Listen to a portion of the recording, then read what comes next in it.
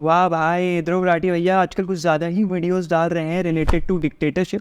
But dictatorship पे comment करने से पहले हमें ये समझना पड़ेगा कि डिक्टेटरशिप असल में होता क्या है and what is the philosophy of dictatorship. लोग सोचते हैं डिक्टेटरशिप मतलब मार काट, दबाव, खून खराबा, जो कि काफ़ी हद तक हिस्टोरिकली देखा जाए तो सही है। लेकिन एक चीज़ याद रखनी चाहिए कि डिक्टेटरशिप हमेशा डेमोक्रेसी का खून चूस के अपने को ताकत देता है। आज हम लोग इस लेक्चर में ये बात नहीं करने वाले कि डिक्टेटरशिप क्या सही है या गलत है, क्योंकि अगर हम वो करने लग गए तो वो बायसनेस में चला जाएगा, और जो चीज़ बायसनेस में जाती है वो फिलॉसफी का ट्रू दर्शन का असली मायने मतलब ख़त्म कर देती है। You lose its essence. हम यहाँ दोनों पक्ष जानने की कोशिश करेंगे। अगर डिक्टेटरशिप गलत है तो क्यों गलत है, और सही है तो क्यों सही है।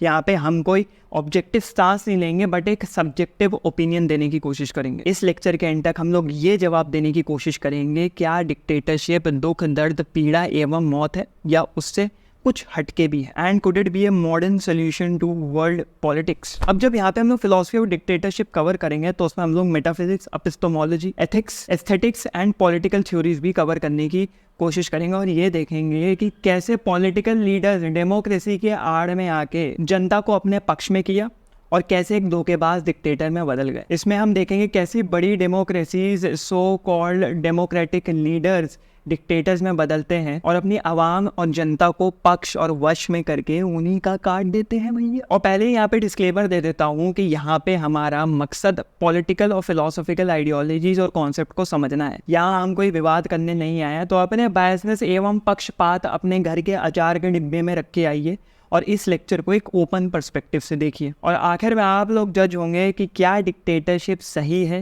या गलत। Part 1 political history. डिक्टेटरशिप सही है या गलत उसको समझने से पहले हमें पहले उसके विरोधी काउंटर पार्ट को समझना पड़ेगा, विच इज डेमोक्रेसी। डेमोक्रेसी एक ऐसी टाइप की सरकार है जिसको सारी कंट्रीज फॉलो करना चाहती है, सारी कंट्रीज उसको मानना चाहती है। डेमोक्रेसी और पॉलिटिकल फिलॉसफी को समझने के लिए इन तीन अगर लोगों को, देवताओं को, गॉड लाइक फिगर को समझ लिया फिलॉसफी के, तुम पूरी पॉलिटिकल फिलॉसफी समझने में एक स्टेप आगे बढ़ जाओगे। इन तीन दार्शनिक ने पूरी मॉडर्न पॉलिटिकल फिलॉसफी का इकोसिस्टम बनाया है, और ये है सोक्रेटिस, प्लेटो, एरिस्टोटल, और ये इसी ऑर्डर में आए थे। और भी पॉलिटिकल फिलोसफर्स हैं जैसे John Locke, Thomas Hobbes, Karl Marx, Jacques Rousseau, Lenin, John Stuart Mill etcetera. लेकिन अभी यहाँ पे हम तीन इन मेजर फिलोसफर्स को कवर करेंगे। अब यहाँ पे सोक्रात है, और सोक्रेटिस ने अपनी टिप्पणी दी डेमोक्रेसी के ऊपर। एक कॉन्वर्सेशन है जो कि प्लेटो ने अपनी बुक 6 ऑफ रिपब्लिक में छापा हुआ है, वो है सोक्रेटिस और एडिमेंटस ऑफ कॉलिटस के बीच में, जो कि प्लेटो के भाई थे। अब इस स्टोरी एंड एनेक्डोट को मैं थोड़े मॉडर्न टच के साथ समझाने की कोशिश करता हूँ। समझ लो एक बहुत इमरजेंसी सिचुएशन है, ज़ॉम्बी अटैक हो गया हर तरफ, ठीक है, बुरी हालत है, या समझ लो कोई डिजास्टर सिचुएशन आ रखी है। एक ही फ्लाइट है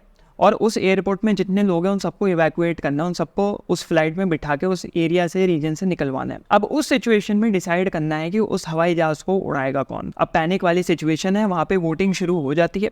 कॉमन लोग जो पैसेंजर्स होते हैं वो बोलते हैं इस बंदे पे हम भरोसा करते हैं, ये हवाई जहाज उड़ाएगा, और उस तरफ कुछ पायलट्स होते हैं, को पायलट्स होते हैं, बोल रहे हैं नहीं हम लोग यहाँ पे ग्राउंड पे रह के इसको गाइड करेंगे, ये अच्छे से प्लेन उड़ा सकता है, इसको प्लेन उड़ाने दो, ये हवाई जहाज उड़ाएगा। अब तुम बताओ, अगर तुम इस सिचुएशन में फंसे हो तो तुम क्या उस जनता की सुनोगे जो कि अपने इमोशन और अपने भाव के बेसिस पे उस पायलट को सिलेक्ट कर रही है, या उन को पायलट्स की सुनोगे जिनको पता है प्लेन कैसे उड़ाई जाती है, जिनको पता है कि इस सिचुएशन में कैसे इमरजेंसी प्लेन उड़ाई जाएगी, और जो वो बोलेंगे वो पायलट चूज किया जाएगा। तो बहुत हद तक तुम लोग उसका जवाब समझ ही चुके होगे कि क्या जवाब होना चाहिए। ऑब्वियसली भाई, जो लोग प्लेन के बारे में जानते हैं, प्लेन उड़ाने के बारे में जानते हैं, वो लोग डिसाइड करेंगे कि प्लेन कौन उड़ाएगा, ना कि पैसेंजर्स। इसी को कहा सोक्रेटिस ने कि वोटिंग इज अ स्किल। वो कोई बच्चों का खेल नहीं है, आगे चलते पीछे कोई भी हवाबाजी करते हुए वोट कर दे। लेकिन यहाँ पे सोक्रेटिस को लोग गलत समझ लेते हैं। वो ये नहीं कह रहे कि कुछ चंद लोग ही वोट करेंगे, वो ये कहना चाह रहे हैं जो लोग वोट करेंगे वो एटलीस्ट एजुकेटेड होने चाहिए। जो लोग वोट करेंगे उनको ये पता होना चाहिए कि हम किसको वोट कर रहे हैं। फॉर एग्जाम्पल, डेमोक्रेसी में हर कोई वोट करने पहुंच जाता है because on the basis of equal rights and equal freedom, कि सबका वोट बराबर माना जाता है। लेकिन उनको नहीं पता कंट्री कैसे चलती है, वो एजुकेटेड नहीं है, वो लिटरेट नहीं है, वो पढ़े लिखे नहीं है,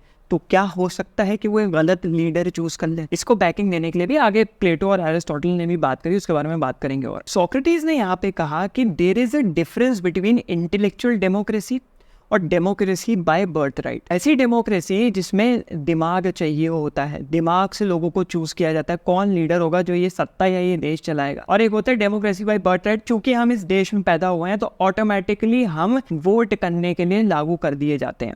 ऐसा होना चाहिए या नहीं होना चाहिए, खुद बताओ। और वो जो लोग वोट करते हैं उनके पास दिमाग ही नहीं होता, उनके पास विजडम ही नहीं होता, उनके पास बुद्धि ही नहीं होती सही लोगों को वोट देने की। और जिस दिन ऑर्डिनरी लोगों ने वोट देना शुरू कर दिया उस दिन समझ लो डेमोगोगरी आ जाएगी। डेमोगोगरी मतलब पक्षपात, ऐसी सत्ता जिसमें लोगों के प्रेजुडिसेस, लोगों के पक्षपात को लेके, लोगों के बायसनेस को लेके गवर्नमेंट बनाई जाती है और गवर्नमेंट साइड्स लेना शुरू कर देती है। रैशनल थिंकिंग इस्तेमाल नहीं करती, विजडम इस्तेमाल नहीं करती। और भाई ये मैं क्या देख रहा हूँ, अभी भी सब्सक्राइबर परसेंटेज इतनी है, इसको हमें नीचे लाना है, जितना नीचे ला सकते हैं उतना अच्छा। तो जल्दी जाइए सब्सक्राइब करिए भैया। और ये सब वीडियो में बोलना पड़ता है, लाइक जरूर करना जिससे कि 10 लोगों तक और ये लेक्चर पहुंचे और बड़ी आवाम इसको देखे। और भैया नीचे डिस्क्रिप्शन हमेशा चेक करते रहो, कुछ चेक करो ना करो डिस्क्रिप्शन चेक करो। अभी तो फिलहाल उसमें टेलीग्राम चैनल है, उसका लिंक है, वहाँ पे अनाउंसमेंट्स होने वाली है, कोर्स आने वाला है उसको, और एक कम्युनिटी आने वाली है उसकी, तो जल्दी जाओ वहाँ पे भी जाके ज्वाइन कर लो। अब यहाँ पे सोक्रात ने एक और कहानी बताई, ध्यान से सुनना इस कहानी को और जवाब देना। एक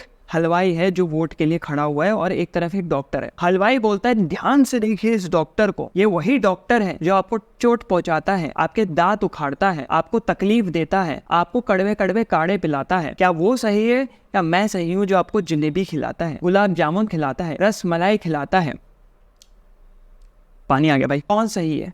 क्या आपको उसको वोट देना चाहिए या मुझे वोट देना चाहिए? अब वहाँ पे अगर डॉक्टर बोलेगा कि यार ये भी तो समझो कि वो तुम्हें गंदगी खिला रहा है, तुमको कुछ चंद मिनट के रुचि और मज़े देने के लिए, डोपामिन स्पाइक देने के लिए तुम लोग अपनी हेल्थ ख़राब करते हो, मैं तुमको तकलीफ देता हूँ लेकिन तुम्हारी हेल्थ भी तो ठीक रखता हूँ, उस चंद मिनट की रुचि लेने के लिए लोग ज़्यादा वोट देंगे उस हलवाई को और पेन लेंगे उस डॉक्टर को। हाँ भाई ये तो हमें दुख देता है, दर्द देता है, पीड़ा देता है। लॉन्ग टर्म थिंकिंग कोई नहीं करेगा कि भाई हमारी हेल्थ बच जाएगी, हम हर हफ्ते फिर मिठाई खा सकते हैं लंबी उम्र तक, लेकिन अभी हम अगर मिठाई पेलते रहेंगे तो शायद वो हफ्ते देखने के लिए हम बचेंगे भी नहीं। ये कोई नहीं सोचता, इसलिए सब मिठाई वाले को वोट देना शुरू कर देते हैं रैदर उस डॉक्टर को जो सही सोल्यूशन दे रहा है जिंदगी जीने का। और इसी चीज की वार्निंग दे रहे थे सोक्रेटिस। 399 BC में उनको एग्जीक्यूट कर दिया गया था इसी के चलते, विजडम फैलाने के चक्कर में। 500 एथेनियंस ने वोट दिया था जिसमें से 52% against the favour of Socrates गए और बोला गया कि भाई इनको हिमलॉक लो या जहर दो और 3-2-1 ऊपर। यही एग्जाम्पल सोक्रात का शो करता है कि अगर सही लोग सरकार और सत्ता नहीं चूज करते तो डेमोक्रेसी के साथ ये होता है, डेमोक्रेसी गुंडाराज बन जाती है, डेमोक्रेसी मौत का खेल बन जाती है, डेमोक्रेसी खतरनाक बन जाती है। अब मेरे यूट्यूब के साइट्स पे ये कहते हैं और बहुत लोगों को मैं कमेंट्स में भी देखता हूँ, वो ना सिर्फ भारत के हैं बट पाकिस्तान, बांग्लादेश और नेपाल के भी हैं। तो मैं जानना चाहता हूँ तुम लोगों से कमेंट सेक्शन में कि तुम्हारी कंट्री की पॉलिटिक्स कैसी चल रही है, क्या हालात है, इससे दूसरे लोगों को भी पता लगे कि हर कंट्री में पॉलिटिक्स किस तरीके से शेप ले रही है, क्या वो तुम्हारे लिए सही काम कर रही है या तुम्हारे लिए गलत काम कर रही है। कमेंट सेक्शन में तुम्हारे लिए इससे बेहतर क्या जगह हो सकती है, जो अपनी आवाज़ फैलाओ। फिर सोक्रेटिस ने डिक्टेटरशिप के ऊपर ऐसी कोई विशेष टिप्पणी दी नहीं, बट अगर उन्होंने दी होती तो उसके बारे में गलती कहा होता, लेकिन इन्होंने ये कहा कि सेम आइडियोलॉजी के एक इंसान या ग्रुप ऑफ लोगों के पास अगर पावर या सत्ता चली जाती है उससे बुरा कुछ नहीं हो सकता, फिर वो उसी आइडियोलॉजी के हिसाब से चलाना चाहेगा। सबसे बड़ा एग्जाम्पल हमें पता है वही है हिटलर, जिसके बारे में भी हम आगे भी पढ़ेंगे। अब भाई इसका सोल्यूशन क्या हो सकता है? सोक्रात बाबा इसका सोल्यूशन तो दीजिए। नहीं बाबा सिर्फ हमारे नीचे बाबा। इसका सोल्यूशन ये हो सकता है कि एक इंसान इंडिविजुअल लेवल पर रैशनल बनने की कोशिश करे। तुम गरीब पैदा हुए हो, तुम इलिटरेट पैदा हुए हो, अनएजुकेटेड पैदा हुए हो, तुम्हारे माँ बाप अनएजुकेटेड इलिटरेट है, कोई बात नहीं, तुम किताब उठाओ, तुम ऑब्जर्वेशन करो, तुम रोड पे निकल जाओ फिलोसफी करने, लोगों से बहस करने, लोगों से डिबेट करने करो और बेहतर इंसान बनो जिससे कि तुम सही फॉर्म ऑफ गवर्नमेंट चूज कर पाओ। एक इंसान का व्यवहार अगर अच्छा होता है, एक इंसान अगर वर्चुअस होता है, good moral code of conduct उसका अगर होता है, तो वो अपने में ही सरकार से ऊपर होती है, वो अपने में ही एक सोसाइटी को बेहतर बनाने में मदद करता है। एक अच्छे इंसान बनो, ये सोक्रात का सोल्यूशन था। अब आए प्लेटो को हम कहीं ना कहीं बाबा बोल सकते हैं, यहाँ पे नीचे को नहीं लाऊंगा मैं, फ्रेडरिक नीचे को। प्लेटो बाबा का सीन सिंपल सा था, ही वॉज ए चेला disciple and a very honest student of Socrates. और लेजेंड सीरीज की जब सोक्रेटिस जेल में थे उनके एग्जीक्यूशन से एक रात पहले, तो प्लेटो और फिलोसफर्स आए थे उनको भगाने के लिए। उन्होंने शायद थोड़ा पैसा वैसा भी दे दिया था, गार्ड्स को बोला था कि इनको हम भगा के ले जाएंगे, लेकिन सोक्रात ने खड़े होकर उनको गाली दी, डांटा और बोला मैं भागूंगा नहीं, मेरे को अपनी मौत प्यारी है, अगर मैं भाग गया तो मेरी फिलॉसफीज खत्म हो जाएंगी, जिस चीज के लिए मैं खड़ा था, जिस चीज के लिए मैं अपनी जिंदगी लड़ता आया इस उम्र तक, वो कुछ नहीं रहेगा। कोई बात नहीं भाई, मारने दो, अगर इनको मार के शांति मिलती है हमारी यूथ के लिए, हमारी जवान आवाम के लिए, इससे बड़ी चीज, इससे बड़ा सिंबोलिज्म कुछ नहीं हो सकता। सोचो भाई, ये होता है असली फिलोसफर। और प्लेटो हमेशा सोक्रेटिस के कदमों पे चलने की कोशिश करते थे। वो इतना ज्यादा सोक्रेटिस की मौत से, उनके एग्जीक्यूशन से डिस्टर्ब थे, एथेनियन डेमोक्रेसी, एथेनियन पॉलिटिक्स से इतना डिस्टर्ब थे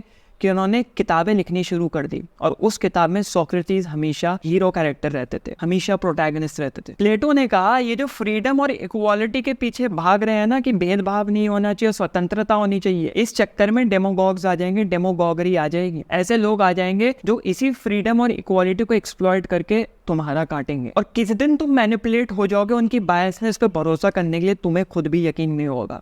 कैसे हुआ, कहाँ से हुआ? फिर प्लेटो ने कहा जो डेमोक्रेसी होती है वो majority of the population, majority लोगों की डिजायर्स को फुलफिल करने के लिए काम करती है। अगर तुम प्रायोरिटी लिस्ट बनाओ ना किसी भी कंट्री की डेमोक्रेटिक गवर्नमेंट की, तो वो जनता और आवाम की जिद पने को सबसे ऊपर रखेगी, उनकी डिजायर्स को सबसे ऊपर रखेगी। जो थोड़ी बहुत विजडम और एक्सपर्टीज वाले लोग हैं उनको ऊपर नहीं रखेंगे, डिजायर्स को ऊपर रखेगी। और इस वजह से पुअर डिसीजन मेकिंग होती है, क्योंकि अगर तुम जनता के डिजायर्स को ऊपर रखोगे तो तुम लीडर्स भी ऐसे रखोगे जो उस डिजायर में भूले पड़े हैं, तो अपने आप ही चले गए बुद्धिमान लोग, इक्वेशन से ही साइड हो गए। तो वही वाली बात हो गई ना, मेजॉरिटी जिद्दी लोगों को तुम खुश करने की कोशिश कर रहे हो। जैसे कि होता है ना दुकानों में, मॉलों में या मार्ट वगैरह में जाओ, एक जिद्दी बच्चा होता है तो चीख चीख के पूरे मार्ट, पूरे मॉल को खड़ा कर देता है अपने सर के ऊपर, मुझे यही खिलौना चाहिए, मुझे ये चॉकलेट चाहिए, मुझे यही चाहिए। अब तुम बताओ, तुम उसको प्यार से समझाओगे या सूट डालोगे? क्योंकि क्या कोई अपने बच्चे को बिगड़ने देना चाहेगा? फिर आया डिक्टेटरशिप। प्लेटो ने कहा डिक्टेटरशिप अगर एक इंसान के हाथ में रहेगी सरकार तो हमेशा नुकसान ही होने वाला है, क्योंकि वो अपने इंटरेस्ट हमेशा ऊपर रखेगा लोगों के इंटरेस्ट से, और अपने इंटरेस्ट मनवाने के लिए वो दबाव डालेगा, मारकाट करेगा, लोगों के इंटरेस्ट को दबाने की कोशिश करेगा। ऐसा इंसान एक टायरेंट कहलाता है, धोखेबाज कहलाता है। तो प्लेटो ने कहा डिक्टेटरशिप आ तो जाएगी, लेकिन डिक्टेटरशिप इज बदतमीजी ऑफ पावर, दुरुपयोग ऑफ पावर, या कह लो अब्यूज ऑफ पावर। और कभी ना कभी वो डिक्टेटर गवर्नमेंट हमेशा गिरेगी, और बुरी तरीके से गिरेगी। सारी मेजर डिक्टेटर गवर्नमेंट्स ऐसे ही गिरी हैं। डिक्टेटरशिप, पावर, विल, इसके ऊपर मैंने माकियावेली के इस लेक्चर में बात करी हुई है, और फ्रेडरिक नीचे के विल टू पावर वाले लेक्चर में बात करी हुई है, तो जाके वो एक बार देखो। इसका सोल्यूशन क्या है? फिलोसोफर किंग भैया, दार्शनिक राजा, ऐसा राजा या ऐसे ग्रुप ऑफ राजा जो ऐसे साम्राज्य किंगडम को संभाले, who are philosophers, who are virtuous, who are rational, जिनका भेदभाव की क्षमता नहीं है, जिनके पास दिमाग तो है एटलीस्ट। और ऐसा अगर रूल आ गया तो सिर्फ देश नहीं, पूरी दुनिया का फायदा होगा। और ये फिलोसोफर किंग्स की अगर गवर्नमेंट आती है तो यहाँ पे लोगों के इंटरेस्ट को सबसे पहले प्रायोरिटी नहीं दी जाएगी, यहाँ पे प्रायोरिटी दी जाएगी रैशनल थिंकिंग को, बुद्धिमानों को, विजडम से जो सोच सके उसको पहली प्रायोरिटी दी जाएगी। क्योंकि जो विजडम से सोच सकता है, जो वर्चुअसली सोच सकता है, जो सही बिहेवियर में सोच सकता है, वो ही डिसाइड कर सकता है कि कंट्री के लिए क्या सही होगा, क्या गलत। फिर आए एरिस्टोटल। एरिस्टोटल ने डेमोक्रेसी को 3 पिलर्स में से एक बताया। पहला तो डेमोक्रेसी, दूसरा एरिस्टोक्रेसी, और तीसरा मोनार्की। डेमोक्रेसी हम पढ़ते आ रहे हैं, एरिस्टोक्रेसी मतलब रूल बाय फ्यू वर्चुअस, कुछ सही सुलझे हुए लोगों की गवर्नमेंट, और मोनार्क एक बेनेवोलेंट राजा, मतलब एक अच्छा सबका भला करने वाला राजा या रानी। लेकिन एरिस्टोटल कहीं ना कहीं डेमोक्रेसी के खिलाफ भी थे। कौन सी डेमोक्रेसी के? एथेनियन डेमोक्रेसी, एथेंस की डेमोक्रेसी, क्योंकि वो बहुत ज्यादा परेशान थे कि यहाँ पे तो गुंडा राज हो गया। मॉब रूल कहते हैं ना, मॉब रूल, जुट बना के सबका काटा जा रहे हैं, वो राज कभी अच्छा राज नहीं होता। वो कहा जाता है ना, ये मेजॉरिटी, ये माइनॉरिटी, मेजॉरिटी की सुनी जाएगी। जिस दिन ये भेदभाव आ गया डेमोक्रेसी में, उस दिन डेमोक्रेसी खत्म हो जाएगी। रूल ऑफ लॉ हमेशा लोगों की और आवाम जनता की इंटरेस्ट से ऊपर होना चाहिए, और जो पूरी सोसाइटी है उसका इंटरेस्ट कलेक्टिवली कंसिडरेशन में रहना चाहिए, ना कि सिर्फ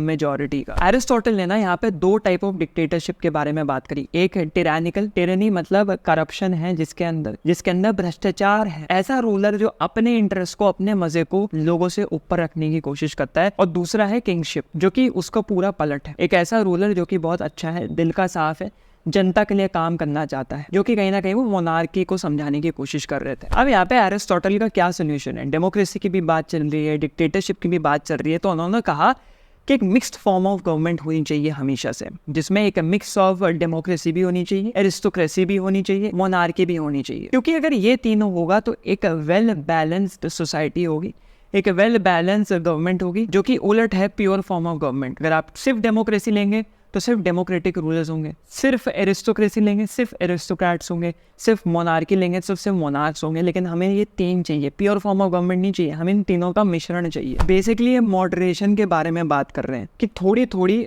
ताकत सब में बांट दो। जो एम्पावरमेंट की बात करते हैं ना, थोड़ा थोड़ा हर लेवल पे बांट देना चाहिए। Equal distribution of power, better the country. यहाँ पे एक छोटी सी कहानी दिमाग में आई डिक्टेटरशिप से रिलेटेड। नॉर्थ कोरिया, भाई कौन नहीं जाता नॉर्थ कोरिया, और एक मूवी भी है थोड़ी ह्यूमरस और कॉमेडी मूवी है नॉर्थ कोरिया के ऊपर बनी हुई है, किस तरीके से लोग अंदर को उसका इंटरव्यू लेते हैं। तो उसके अंदर बहुत ऐसी कल्ट फॉलोइंग देखने को मिलती है। वहाँ के रूलर के लिए लेजेंड्स बने हुए हैं, कहानियाँ बनी हुई है, माइथोलॉजिकल कैरेक्टर के तरह देखा जाता है वहाँ के रूलर को। और ये मजाक सिर्फ मूवी में नहीं है, ये असली में भी है। नॉर्थ कोरिया का जो रूलर है किंग जोंग उन, इसकी कहानी है कि ये पैदा हुआ माउंट पेक्टू पे, और माउंट पेक्टू नॉर्थ कोरिया का हाईएस्ट पीक है, समझ लो mount Everest of north Korea. वहाँ पे पैदा हुआ, डबल रेनबो जो कि बहुत रेयर होती है, डबल इंद्रधनुष के नीचे पैदा हुआ। और जैसे ये पैदा हुआ एक स्टार का जन्म हुआ, आसमान में अचानक से एक सितारा दिखने लग गया। अब सुनने में कितना अजीब है, कितना एब्सर्ड है, भैया ऐसा क्या देवता पैदा हो गया? लेकिन नहीं भाई, सेंसरशिप है, लोगों को मारा गया, प्रोपोगंडा है, प्रोपोगंडा के थ्रू इसके ये कहानी फैलाई गई और लोग वहाँ के मानते हैं कि ऐसा हुआ है। कोई उसके अगेंस्ट नहीं बोल सकता, उसको जेल में डाल देंगे, आप पूरी की पूरी फैमिलीज एग्जीक्यूट कर देंगे। तो ये एक छोटा सा एनेक्डोट है, छोटी सी कहानी है कि डिक्टेटरशिप किस हद तक जा सकता है और गिर सकता है। Part 2, philosophy of dictatorship. सबसे पहले अगर हम एथिकल कंसिडरेशंस ले और सरकार तुमसे पूछती है कि तुम बताओ हमें किस चीज़ को प्रायोरिटाइज करना चाहिए, किस चीज़ को ऊपर रखना चाहिए, देश में ऑर्डर और स्टेबिलिटी या फिर एक इंसान की फ्रीडम और उसके राइट्स। फॉर एग्जांपल एक डिक्टेटरशिप गवर्नमेंट ये कह सकती है कि हमने फ्रीडम ऑफ स्पीच को इसलिए थाम के और रोक के रखा है कि इस कंट्री में सोशल अनजस्ट ना हो जाए, कि कोई इतना ज़्यादा ना बोल जाए कि हर तरफ बवाल और हाहाकार मच जाए। लेकिन क्रिटिक्स इसको कहेंगे कि ये एक इंडिविजुअल की फ्रीडम ऑफ स्पीच और उसकी राइट्स का स्ट्रेट अप वायलेशन है, कि वो अपने आप को एक देश में रहते हुए एक्सप्रेस नहीं कर सकता फ्रीली। आगे हम इस चीज़ को कवर करेंगे और एथिक्स में कि डिक्टेटरशिप क्या सही है गलत है, और भारत में जो इतना डिक्टेटरशिप को लेकर हल्ला हो रहा है वो हल्ला किस हद तक लाजमी है। अब यहाँ पे अगर पॉलिटिकल थ्योरी की बात करें कि स्टेट का रोल किस हद तक सही है या गलत है, किस हद तक लेजिटिमेट है, और उसका रिलेशन एक इंडिविजुअल की स्वतंत्रता और लिबर्टी से कैसे है। वापस हम लोग नॉर्थ कोरिया का एग्जांपल लेंगे। हंसी आती भाई, उनको इमेजिन करो ना वहाँ के रूलर्स को, तो हंसी आती कि ऐसे भी रूलर्स हो सकते हैं सूझे हुए। अब नॉर्थ कोरिया के रूलर्स ये कहते हैं कि भाई हम लोग सही हैं, हम लोग लेजिटिमेट हैं, बाप दादाओं से होते हुए गवर्नमेंट आ रही है, क्या ये सही है? क्योंकि किसी और को वहाँ पे इलेक्शन लड़ने का मौका ही नहीं मिल रहा है। तो क्या ये डेमोक्रेटिक प्रिंसिपल्स के अगेंस्ट जाती है? और क्या यहाँ पे एक इंडिविजुअल की फ्रीडम है? अब अगर हम लोग डिक्टेटरशिप को एपिस्टेमोलॉजिकल पर्सपेक्टिव से देखें तो एपिस्टेमोलॉजी का बेसिकली मतलब होता है कि what is the nature of knowledge. ज्ञान क्या होता है, ज्ञान कहाँ से आता है, ये जो ज्ञान आ रहा है वो सही है वो गलत है, ये एक फील्ड ऑफ फिलॉसफी समझने की कोशिश करती है जिसको बोलते हैं एपिस्टेमोलॉजी। अब अगर हम लोग डिक्टेटरशिप गवर्नमेंट की बात करें तो हम लोग ये कभी बता ही नहीं सकते क्या सही है क्या गलत है। इतने बड़े लेवल पे सेंसरशिप होती है, रोक टोक होती है, ये नहीं छपेगा, वो बात नहीं होगी, सोर्स पता ही नहीं लग पाता कहाँ से चीज़ें आ रही हैं। प्रोपोगंडा इस लेवल पे होता है कि उस प्रोपोगंडा का सोर्स भी हम नहीं बता सकते कि ये सही है या गलत है। फॉर एग्जांपल डेमोक्रेसी में हम ये कह सकते हैं कि हमने आरटीआई फाइल कर दी अंडर सर्टेन सर्कमस्टांसेस। हम ये नहीं कह सकते आर्मी के पास जाए, हाँ भाई आप उस देश को खत्म करना चाहते हैं, दीजिए हमें भी जरा स्ट्रैटेजिक इन्फॉर्मेशन दीजिए क्या कर रहे हो, ये नहीं कर सकते। बट आप बेसिक इन्फॉर्मेशन रिक्वेस्ट कर सकते हैं सरकार से, तो आपको पता लग जाएगा इन्फॉर्मेशन सही है गलत है, ये कहाँ से आ रही है, इसका सोर्स क्या है, कहाँ से निकल के आ रही है, कहाँ जाएगी। लेकिन डिक्टेटरशिप में ऐसा नहीं हो सकता। अब अगर हम डिक्टेटरशिप के कॉन्टेक्स्ट में मेटाफिजिक्स की बात करें तो मेटाफिजिक्स ये समझाता है कि what is the nature of reality, जो हमारी अंडरस्टैंडिंग के परे है, हमारी समझ के परे है। ता मेटा ता फिजिका, बियॉन्ड दिस फिजिकल वर्ल्ड। एक रियलिटी है जिसकी एक इनहेरेंट नेचर है जिसको आप समझने की कोशिश करते हो मेटाफिजिक्स यूज करके। हम यहाँ पे डिक्टेटरशिप के कॉन्टेक्स्ट में बात कर रहे हैं। फॉर एग्जाम्पल आप सोवियत एरा में देखें तो एक मार्क्सिस्ट लेनिनिस्ट आइडियोलॉजी चलाई गई थी, लोगों के दिमाग में भरी गई थी, पूरी तरीके से उसको पंप किया गया था कि लोग सोचने ही उस तरीके से लग गए थे, तो वो उनकी नेचर ऑफ रियलिटी बन गई है। वो एक आइडियोलॉजी, ठोस कागज नहीं है, ठोस कोई चीज़ नहीं है जो आप हाथ में पकड़ सकते हैं, वो एक आइडियोलॉजी है, वो हवा में है। लेकिन पूरी आवाम, पूरी कंट्री का रुख बदल के रख दिया था। फिर आया aesthetics. Aesthetics is understanding philosophy या understanding a concept using art, literature and culture, और उस पर्टिकुलर चीज़ के आर्टिस्टिक डायमेंशंस क्या है। तो जैसे डिक्टेटरशिप है, तो अगर नाजी जर्मनी या थर्ड राइख की बात करें तो वहाँ पे कल्चर, आर्ट, फिल्म्स का उपयोग करके एक रेशियल सुप्रीमेसी दिखाने की कोशिश करी थी कि नॉर्डिक आर्यंस जूस से ऊपर हैं, और ऊपर हैं तो क्यों ऊपर है। तो ये दिखाते कि आर्ट, कला किस तरीके से प्रोपोगंडा को आगे बढ़ाने में यूज कर सकते हो, डिक्टेटरशिप जैसी गवर्नमेंट्स बना सकती है। फॉर एग्जाम्पल हिटलर ने एक मूवी बनाई थी, अपनी डॉक्यूमेंट्री बनाई थी, जिसमें वो बादलों से नीचे उतर रहे हैं, जैसे उबरमेंच नीचे उतर रहे हैं, ज़राथुस्त्र पहाड़ों से नीचे उतर रहा है, जिसके ऊपर मैंने एक अलग से पूरा लेक्चर बनाया हुआ है, अगर देखना है तो उसमें इंटरेस्ट है कि कैसे नाजी जर्मनी बना, किस तरीके से फ्रीडरिख विल्हेम नीचे जो एक एग्जिस्टेंशियल फिलोसफर थे, उनकी फिलोसफी को पूरी तरीके से ट्विस्ट करके हिटलर ने अपने कांड जस्टिफाई करे। तो देखना है तो जाके देख सकते हो। अब यहाँ पे एक और इंटरेस्टिंग कहानी दिमाग में अचानक से आई है, पता नहीं आज कहानियां बहुत आ रही हैं, जो कि है मुअम्मर गद्दाफी से रिलेटेड। गद्दाफी जो लिबिया का रूलर था, क्या कांड हुआ ये ध्यान से समझना। 40 साल उस इंसान ने रूल किया, और उसने अपनी पॉलिटिकल थ्योरीज और पॉलिटिकल फिलोसफी की किताब लिखी थी, जिसका नाम था द ग्रीन बुक। उस किताब में ना गद्दाफी ने एक कॉन्सेप्ट के बारे में बात करी थी, जिसको जमारिया जमारियत बोलते हैं, which is an Arabic term जमारिया, एंड उर्दू में जमारियत, जमहूरियत बोलते हैं, which is people's government, democracy. और उसमें उन्होंने बोला कि हम डिसेंट्रलाइजेशन ऑफ गवर्नमेंट करेंगे और मासेस को देंगे, स्पेसिफिक ग्रुप्स बनाएंगे, स्पेसिफिक पॉलिटिकल ग्रुप्स बनाएंगे, जिसमें लोगों के पास राइट होगा अपने लिए सही क्या है चूज करने का। हम पुराने ट्रेडिशनल फॉर्म्स ऑफ गवर्नमेंट को तोड़ के नई form of, better form of government बनाएंगे। लेकिन ये सब हाथी के दांत दिखाने के भाई कहने वाली बातें थी। जैसी वो रूल में आया, गंदगी शुरू, औरतों के साथ बुरा काम, बच्चों के साथ बुरा काम, मारना शुरू, स्लेवरी शुरू, बुरी तरीके से हालत कर दी, पूरा लिबिया ख़त्म कर दिया, पूरा मिडिल ईस्ट अपरूट कर दिया। अब ये नैरेटिव वैसे वेस्टर्न वर्ल्ड देता है, लेकिन मिडिल ईस्टर्न वर्ल्ड कहीं और कुछ और नैरेटिव देने की कोशिश करता है कि सद्दाम हुसैन या गद्दाफी जैसे लोगों की वजह से मिडिल ईस्ट कंट्रोल में था, क्योंकि यूएस का नाम है भाई, जहाँ तेल वहाँ अमेरिका। फिर अर्ली 2010 और 2011 में अरब स्प्रिंग शुरू हुआ। अरब स्प्रिंग मतलब जब लोग जागरूक हुए कि हमारे साथ क्या गलत हो रहा है, उन लोगों ने अपने लिए रिवॉल्ट, अपने लिए संघर्ष करना शुरू किया, और गद्दाफी और सद्दाम हुसैन जैसे लीडर्स को उठा उठा के फेंकना शुरू कर दिया। तुनीसिया से ये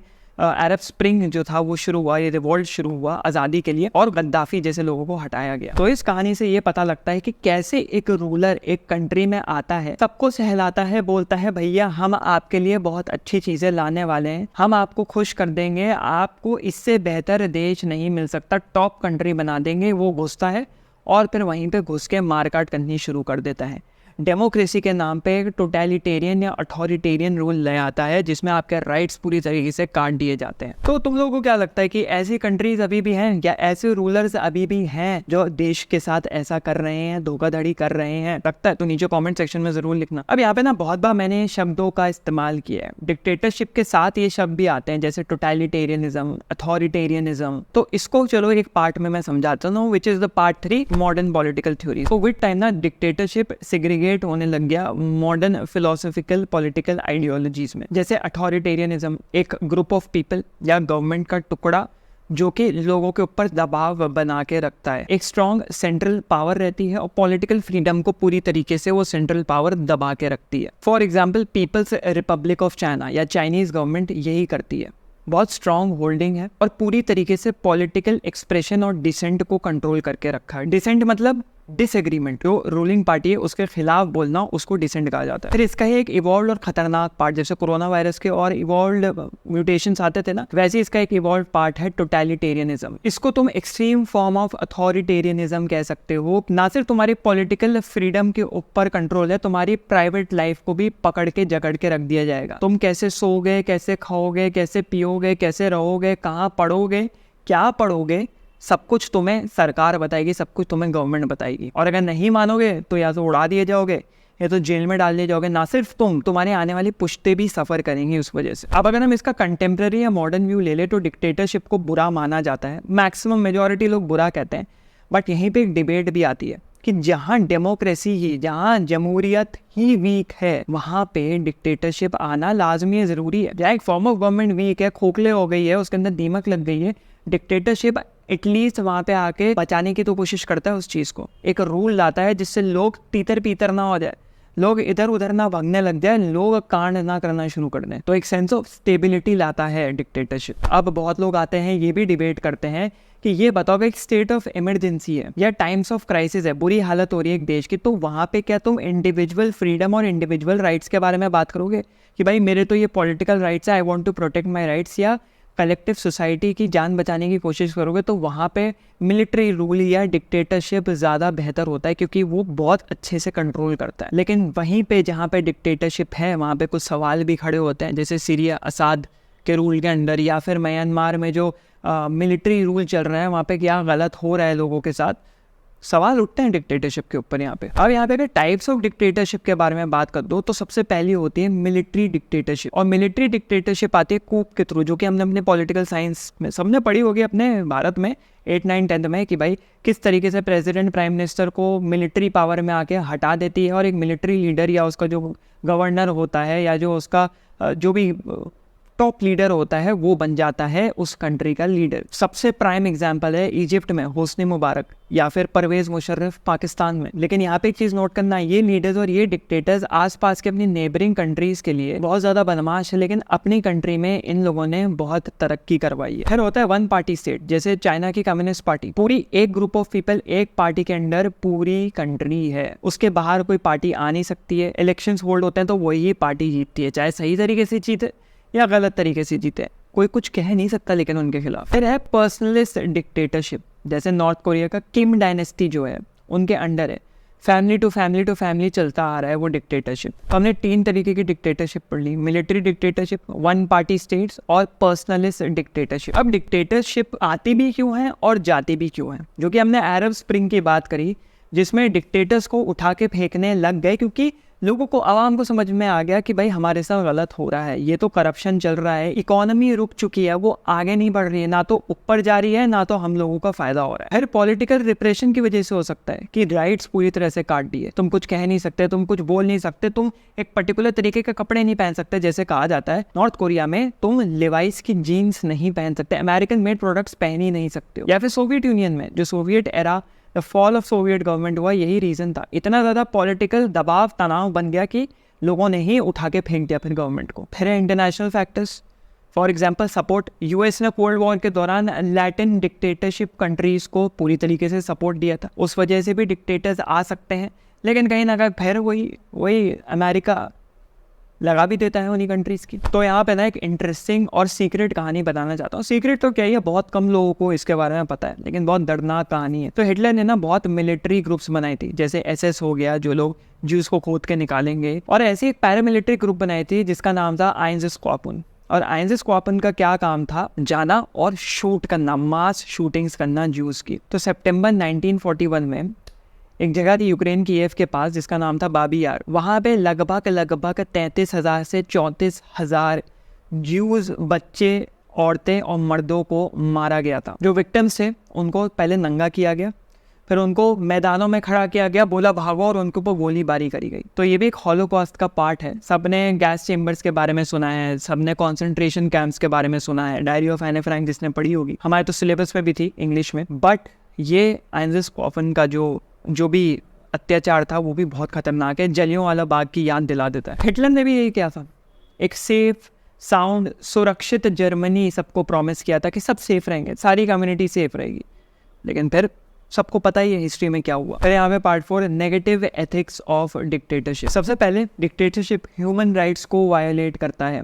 तुम कहीं पे जमघट नहीं लगा सकते हो, तुम प्रोटेस्ट नहीं कर सकते हो, तुम अपने राइट्स एक्सप्रेस नहीं कर सकते हो, तुम्हारे पास फ्रीडम ऑफ स्पीच नहीं है। अगर जॉन स्टुअर्ट मिल जिंदा होते इसकी बहुत निंदा करते और कहते सोसाइटल जस्टिस के अगेंस्ट है, ह्यूमन ऑटोनॉमी के अगेंस्ट है। ह्यूमन ऑटोनॉमी मतलब सच्चे actions, voluntary and authentic actions. फिर दूसरी सबसे बड़ी चीज़ सेंसरशिप। तुम कुछ बोल नहीं सकते हो, तुम कहीं जाके कुछ बक नहीं सकते हो। न्यूज़ खरीद ली जाती है, न्यूज़पेपर खरीद लिए जाते हैं, रेडियोज़ खरीद लिए जाते हैं, सोशल मीडिया खरीद लिया जाता है, पूरा नैरेटिव गवर्नमेंट का चलता है। और अगर यहाँ जॉन लॉक जिंदा होते तो वो कहते हैं ये straight up violation of basic human rights, right to expression, right to speech, right to express freely violation है, और सेंसरशिप इस राइट को सीधा सीधा वायलेट करता है। तीसरी, प्रोपोगंडा। किस तरीके से लोगों के दिमाग के साथ खिलवाड़ करके प्रोपोगंडा फैलाया जाता है। एक कम्युनिटी में भेदभाव बनाया जाता है, एक देश में भेदभाव बनाया जाता है। जैसे नाजी जर्मनी में क्या हुआ, नॉर्डिक आर्यंस प्योर फॉर्म है, नॉर्डिक आर्यंस जर्मन है, जर्मनी में रहेंगे,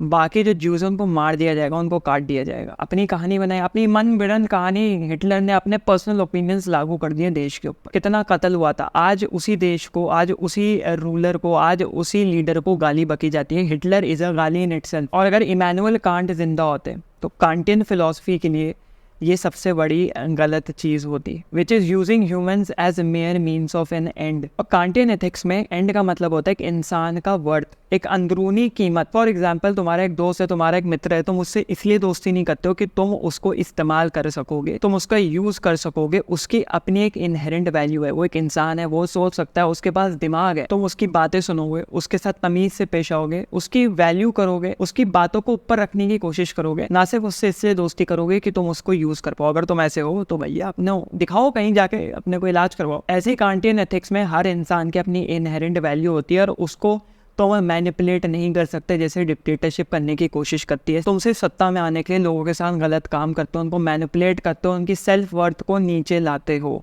कांटियन एथिक्स, इमैनुअल कांट इसके एकदम अगेंस्ट है। फिर सेपरेशन ऑफ डिसेंट। डिसेंट के बारे में हमने बात करी कि ruling government, ruling party, ruling सरकार के अगेंस्ट अगर आप कुछ बोलना चाहते हैं तो वो डिक्टेटरशिप में आप नहीं कर सकते। और अगेन जॉन स्टुअर्ट मिल अगर जिंदा होते तो इसकी कड़ी निंदा करते, इसको बोलते ये बहुत ज़्यादा गलत है। इसी चीज़ के लिए उन्होंने एक हार्म प्रिंसिपल दिया था कि अगर एक इंसान किसी भी गवर्नमेंट को गलत कह रहा है, उसकी निंदा कह रहा है, तो उसको वो करने देना चाहिए जब तक वो किसी और इंडिविजुअल का नुकसान ना करे। गवर्नमेंट तभी उसको रोक सकती है कि किसी और इंडिविजुअल को या किसी और इंसान को, किसी सोसाइटी को उससे नुकसान हो रहा है। नुकसान मतलब फिजिकल हार्म हो रहा है या इकोनॉमिक हार्म हो रहा है, उसको डायरेक्टली इफेक्ट कर रहा है, तब तक गवर्नमेंट उसको रोक सकती है। वरना अगर उसे बोल रहे हैं तो उसको बोलने दिया जाए। फिर आता है कॉन्सिक्वेंशियलिस्ट पर्सपेक्टिव, जो कि यूटिलिटेरियंस कहते हैं। यूटिलिटेरियंस ये कहते हैं कि डिक्टेटरशिप कभी अच्छी नहीं होती। यूटिलिटेरियनिज्म मतलब क्या होता है कि एक एंड रिजल्ट को देखा जाता है कि जो भी हुआ उसका एंड में पूरी सोसाइटी के ऊपर कलेक्टिवली कैसा इम्पैक्ट पड़ रहा है। जैसे है ना ट्रॉली प्रॉब्लम, कि तुम 4 लोगों के ऊपर वो ट्रॉली चढ़ा दोगे या उस एक बच्चे को बचाओगे, या उस एक बच्चे पर ट्रॉली चढ़ा दोगे, उन 4 लोगों को बचाओगे। हो सकता है उन 4 लोगों को बचाओ, उन 4 लोग सोसाइटी को आगे अलग अलग तरीके से चीज़ें दे सकते हैं। वो बच्चा शायद ना दे पाए, वो बच्चा आगे निकल के डम निकल जाए, लेकिन हो सकता है वो बच्चा एक बड़ा लीडर बन जाए। तो यूटिलिटेरियनिज्म इसी चीज़ को देखता है कि क्या बेहतर है सोसाइटी के लिए। लेकिन डिक्टेटरशिप ऑल इन ऑल एक नेगेटिव आउटकम निकाल के लाता है, इसलिए उसको नीची नज़रों से देखा जाता है। Positive ethics of dictatorship. अब यहाँ पे अगर हम बात करें कि क्या है पॉजिटिव साइड्स डिक्टेटरशिप की, क्या कोई पॉजिटिव साइड्स है, क्योंकि हमने कहा हम एक लेक्चर बायस्ड फ्री बनाना चाहते हैं, तो क्या पॉजिटिव साइड्स है। सबसे पहला, quick and fast decision making, क्योंकि एक ब्यूरोक्रेटिक सिस्टम नहीं रहता है कि पहले इससे पूछेंगे, फिर उसके बाद वो पास होगा, उसके बाद पास होगा, उसके बाद पास होगा, करते करते ये सालों निकल जाते हैं। यहाँ पे देश खत्म हो रहा है, गटर में जा रहा है। डिक्टेटरशिप आता है, फट डिसीजंस बनते हैं। फॉर एग्जाम्पल, सिंगापुर का जितना भी इकोनॉमिक डेवलपमेंट हुआ है वो ली कुआन यू जो वहाँ का रूलर था उसने करवाया। फास्ट डिसीजन, क्विक डिसीजन, ये बनाना है बनाओ, ये बनाना है ये बनाओ, ये इंफ्रास्ट्रक्चर चाहिए, ये चाहिए, एजुकेशन सिस्टम ऐसा होगा, हॉस्पिटैलिटी ऐसी होगी, मेडिकल सिस्टम ऐसा होगा, एकदम खतरनाक। सिंगापुर आज की डेट पे one of the most wealthy Nations of the world है। दूसरा, स्टेबिलिटी एंड ऑर्डर। इजिप्ट में अब्दुल फताह एल-सीसी क्या किया भाई, इजिप्ट में जब टर्मोइल चल रहा था, ऊपर नीचे सब कुछ चल रहा था, उस बंदे ने आके प्रेसिडेंटशिप निभाई और कंट्रोल ले आया पूरी गवर्नमेंट के अंदर, पूरी कंट्री के अंदर। तो कभी कभार डिक्टेटरशिप स्टेबिलिटी और कंट्रोल लाने के लिए बहुत ज़्यादा ज़रूरी हो जाती है। तीसरा, इकोनॉमिक डेवलपमेंट। पाक चुंग ही उसने क्या किया भाई, बदल के रख दिया साउथ कोरिया को, जो कंट्री एशिया की, या क्या एशिया छोड़ो, दुनिया की one of the poorest nation माना जाता था, आज की डेट पे one of the wealthiest nation है। कैसे? Quick decision making. Economic development, एक बंदे ने सोचा इकोनॉमिक डेवलपमेंट करने, करके पलट के रख दिया। ये एक्सेप्शंस है। चौथा, नेशनल यूनिटी। फ्रांसिस्को फ्रांको क्या किया, स्पेन में नेशनल यूनिटी लाया। डिवाइड हो रहा था, जात पात वहाँ पे भी शुरू हो गया था, डिवीजन सेग्रीगेशन शुरू हो गया था, वहाँ पे उसने बोला नहीं भाई हम सब स्पेनिश हैं, एकजुट होकर रहो, नेशनल यूनिटी। 5, effective leadership. बहुत डिक्टेटर्स इफेक्टिव लीडर होते हैं और कंट्री की बढ़ोतरी के लिए काम करते हैं। फॉर एग्जांपल, साउथ अमेरिका में जो चिली एक कंट्री है, उसका जो रूलर था अगस्टो पिनोचेट, उसने यही किया। इफेक्टिव लीडरशिप का एग्जाम्पल। चिली गरीब देश, ऐसा इकोनॉमिक रिफॉर्म आया, ऐसी लीडरशिप ली कि भाई पिनोचेट भैया ने एकदम सब कुछ स्ट्रेट फॉरवर्ड रख दिया। छठा, सोशल रिफॉर्म। मुअम्मर गद्दाफी ने लीबिया में बहुत नुकसान भी किया, लेकिन ऐसे सोशल रिफॉर्म लाया कि बहुत हद तक लिविंग स्टैंडर्ड्स इम्प्रूव भी हुए उस देश के। Future of dictatorship. अब भैया मैंने यहाँ पे सारे तर्क वितर्क पक्ष विपक्ष सब कुछ रख दिया, अब आप बेहतर जज हैं क्या सही है क्या गलत। You are a thinking thing, you are a rational being, तुम सोच सकते हो, तुम बुद्धिमान हो, तुम्हें बेहतर पता है क्या सही हो सकता है क्या गलत। ये सारी कहानियाँ और थ्योरीज पढ़ के मेजरली अभी तक ये समझ में आया है कि मेजॉरिटी ऑफ द डिक्टेटर्स ने यही किया। डेमोक्रेसी के नाम पे देश में घुसे, पूरी तरीके से अंधाधुंध घुस गए अंदर, और उसके बाद देश के लोगों का दूध दही करना शुरू कर दिया। तो सवाल है, क्या डेमोक्रेसी हमेशा डेमोक्रेसी रहेगी या अब दुनिया डिक्टेटरशिप की तरफ जा रही है? अब आप जस्टिफाई कर सकते हैं कि जो भारत में इतने वीडियोस रिलीज हो रहे हैं वो सही हैं या वो गलत हैं, आपके ऊपर। तब तक के लिए मिलते हैं किसी अगले लेक्चर में। बड़ा लंबा बन गया भैया, हमारी भी जान निकल गई, कमर अकड़ गई। नीचे डिस्क्रिप्शन चेक करते रहो, कम्युनिटी ज्वाइन कर लो, बहुत कुछ आने वाला है ना। चलो भैया कट लो अब।